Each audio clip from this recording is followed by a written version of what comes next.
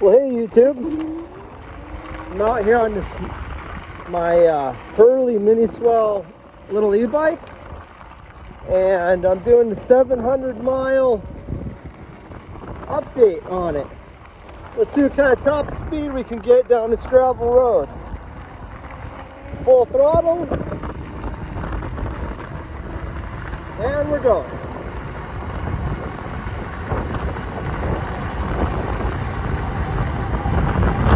I'm not doing any pedaling, I'm just doing pure electric motor power.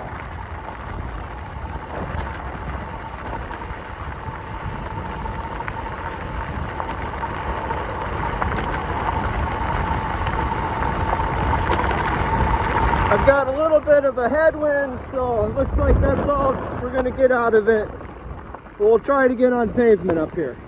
Okay, let's see if we can get top speed. We got a little bit of a grade here, a little downhill on the bike path. I've got a full battery. I'm not pedaling. So 21's about, that's really typical. The brakes have been wearing in now, so I need to adjust the brakes. They've got a lot more travel to them than they did it before. I put the number plates on it because I wanted a groovy 70s style mini bike look. I guess I wanted to enhance what it already was. I am glad to report the only problem I've had with the bike since owning it is the kickstand fell off on a ride. The bolts came out, so I was able to go. It was rattling and making noise. One screw completely fell out, and the other one was almost out, and then the kickstand was rattling on the ground, so I was able to stop, find the other bolt, get home, and then I Loctited them, and has not caused any problems ever since. The electric motors had no issues. I've ridden it on rainy days, and it's been good. I'll commute to work on this thing. I use it as like a little electric motorcycle. I don't pedal it, I just use it as an electric motorcycle, and it's been doing good. I added the fenders. I got those off AliExpress, and those, we get so much rain here, it's important because I want to be able to go to decent speed and not have a big streak up my back. So the fenders work well, and they look pretty good because they contour to the tires, so it doesn't detract from the overall look of the bike. I've actually got two of these. Our other one, the seat, is way softer. This one's like rock hard. It's starting to break in, but not as much as I had hoped. One of the big issues I'm finding with this thing now is this fork. Let's see if I can show you. I've got a, can you hear that? The bushings inside the fork are actually wearing, so this lower section of the fork is starting to rock. Like I say, there's no damping in this fork. I mean, it helps. It's better than just having a rigid fork, but just keep in mind the fork's not going to last forever on it. I added a twist throttle to it.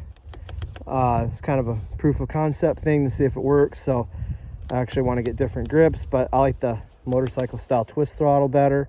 But I actually had to solder the wires to I couldn't find a plug that would work with the Hurley that would actually connect, and it wasn't a plug in place. That was weird and a real pain in the butt.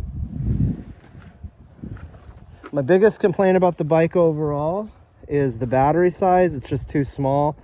You know, you can, I forget the range, but by the time you go 10 miles, this thing's barely moving under its own power to get you home on throttle alone. You can extend the mileage, you know, by pedaling it, but it's a very awkward bike to pedal because the seat is super wide. The pedals are out in front of you.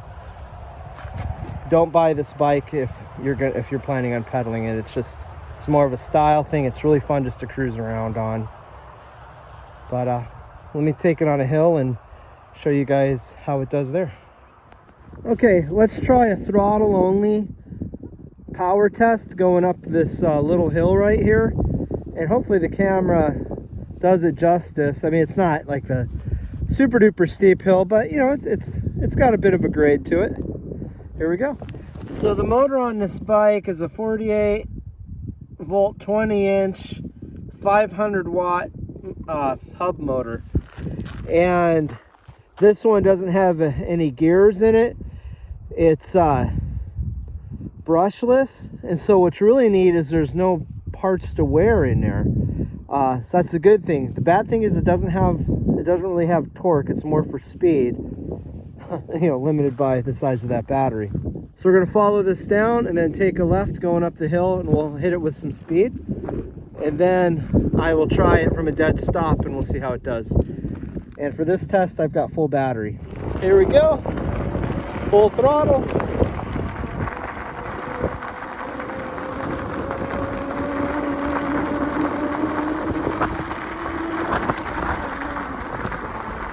Starting to dog out at the top. Went down to 6 miles an hour, but I made it up there. Now we'll try it again, dead stop, and then I had to pedal it because it needs to get going like 1.5 miles an hour or so before the electric kicks in. And I've got full throttle. There we go. Now I'm going 4 miles an hour. It's not going to make it. So full battery, and from a dead stop I couldn't even make it halfway up this grade. So don't expect a powerhouse with this thing. 700 miles on it. Okay, we'll do the same test up the same hill. I've got it in first gear, so I'm in my lowest gear, and I will pedal full throttle while I'm pedaling to get up this hill. 5 miles an hour, and really it topped at no issues at all, and I wasn't even hardly pedaling. So you know, it is pretty within reason. You know, it's kind of capable. You can get off the bike path and you can go explore around. There's definitely far better bikes that do far better things, that way more capability than this. I don't know what these go for. I think I've seen these down as low as $1,200. When this came out at our local store, it was $2,000. I found a place online and got it for $1,400. But now it's free shipping to Alaska, which is amazing. And of course they went out of business. But seems like these are just all over the place, and they're all from China. That's like, people in the lower 48 can probably find them really cheap and better than this. But they're fun. It's pretty neat just to go out and just go goofing around. It's quiet. I have a much better appreciation for what an e-bike is for now than I did when I first got it. Kind of slammed it in my first review, and I don't know, I've grown to really like the thing. It's pretty neat. I kind of ride it to work, and I can be at work super fast. I can get it up the stairs and get it in my office, and it's got this other feature that I use to get up the stairs that's really pretty handy. So the same button, you hold it down. There it goes. See, it's going by itself. So and then you just hit the brake, or you hit the button, whatever you want to do. But it's got that walk feature, and it's really handy. So I'll just set it on the stairs and have it power its way up the stairs, so I don't have to carry it. So that's a really neat thing. So one of my favorite features about this bike is the cruise control option, and you could just ride along no-handed, reclining off the bike, and kind of fun to go around corners with just by leaning in. It's like the ultimate lazy thing to go down a bike path on. No hands. Woo! And so what you do is you have to hold your throttle to the set speed you want, and then you just hold this lower button down for like 3 seconds, and then it'll lock in for the speed, and then you got cruise control. I like it. My kids like it. Everybody that we've had try it, they like them. It's its own thing. I'm from a power sports background and a cycling background, so I don't know. I think it's a fun little toy. I like the looks. It's fun to just get out and goof around on it. It's quiet.